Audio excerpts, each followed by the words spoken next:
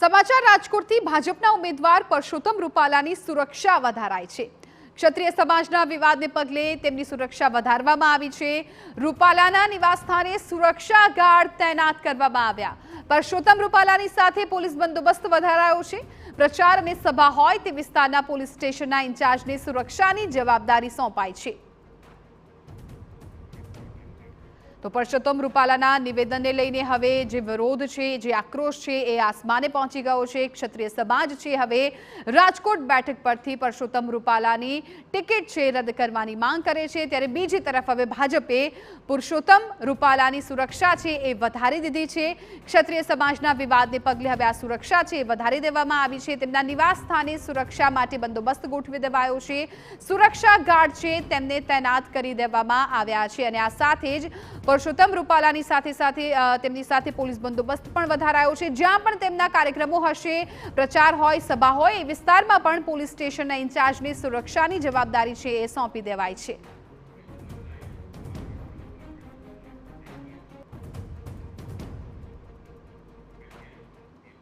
અમારા સંવાદદાતા મોહિત ભટ્ટ આ મામલે વધુ જાણકારી આપી રહ્યા છે।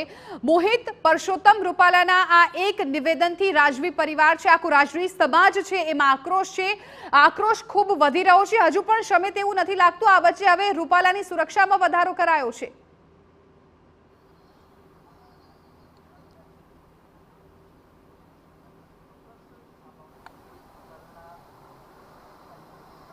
મોહિત,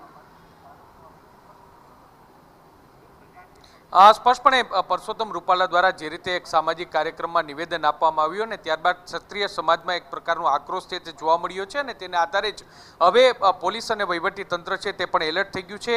આ પરસોત્તમ રૂપાલાની સુરક્ષા છે તેમાં વધારો છે તે કરવામાં આવ્યું છે। આપને હું દ્રશ્યો બતાવવા માંગીશ કે રાજકોટના અમીનમાર્ગ ખાતે આવેલા જે પરસોત્તમ રૂપાલા છે તેના નિવાસસ્થાનના દ્રશ્યો છે કે જ્યાં સુરક્ષા ગાર્ડ છે તે તૈનાત કરી દેવામાં આવ્યા છે। મહત્વની વાત છે કે જે તે ક્ષત્રિય સમાજમાં એક રોષની લાગણી છે તે જોવા મળી છે ને તેને કારણે કાયદો અને વ્યવસ્થાની સ્થિતિમાં કોઈ પણ પ્રકારની અડચણ ન થાય, કોઈ સ્થિતિ ન જોખમાય તે માટે બંદોબસ્ત છે તે વધારી દેવામાં આવ્યો છે। તેમનું જે નિવાસસ્થાન છે ત્યાં સુરક્ષા ગાર્ડ છે, એસઆરપીના જવાન છે તે તૈનાત કરવામાં આવી છે। આ ઉપરાંત તેઓની જે કાર છે જે કોઈ પણ જગ્યાએ તેઓ પ્રવાસ માટે જાય ત્યારે તેમની પોલીસ એસ્કોર્ટ છે તે રાખવામાં આવી છે। સાથે સાથે 3 વધારાના સુરક્ષા ગાર્ડ છે તે પણ એની સાથે તૈનાત કરવામાં આવી છે। એટલું જ નહીં, પરંતુ તેઓ કોઈ પણ જગ્યાએ સભા કરવા માટે, રેલી કરવા માટે અથવા તો કોઈ પ્રચાર કરવા માટે જાય તો ત્યાં જે તે થાણા પોલીસ સ્ટેશન છે તેને વધારાની સુરક્ષા વ્યવસ્થાની જવાબદારી છે તે સોંપવામાં આવી છે। ટૂંકમાં આખા મામલાને લઈને કોઈ પણ પ્રકારની અનિચ્છનીય ઘટના ન બને, કાયદો અને વ્યવસ્થાની સ્થિતિ ન જોખમાય તે માટે પોલીસનો પૂરતો બંદોબસ્ત છે તે અત્યારે ગોઠવવામાં આવ્યો છે। આઈબીના ઇનપુટના આધારે આ સુરક્ષા વ્યવસ્થા વધારવામાં આવી હોય તેવું સ્પષ્ટપણે લાગી રહ્યું છે ને એવી માહિતી છે તે પણ મળી રહી છે। ટૂંકમાં જે રીતે આખો વિવાદ સામે આવ્યો છે, કારણ કે હું આપને જણાવી દઉં કે અગાઉ જ્યારે આ પ્રકારની જે પરેશ રાવલ છે તેમના દ્વારા જે ટિપ્પણી કરવામાં આવી હતી અને ત્યારબાદ રાજકોટની એક ખાનગી હોટલમાં પરેશ રાવલ પર હુમલાનો એક પ્રયાસ છે તે ક્ષત્રિય સમાજ છે તેમના દ્વારા કરવામાં આવ્યો હતો, ત્યારે આ ઘટનાનું પુનરાવર્તન ન થાય તે માટે પોલીસ છે તે અત્યારે સતર્ક જોવા મળી રહી છે અને તેને લઈને જે પરસોત્તમ રૂપાલા છે તેની સુરક્ષા વ્યવસ્થા છે તેમાં વધારો છે તે કરવામાં આવ્યો છે।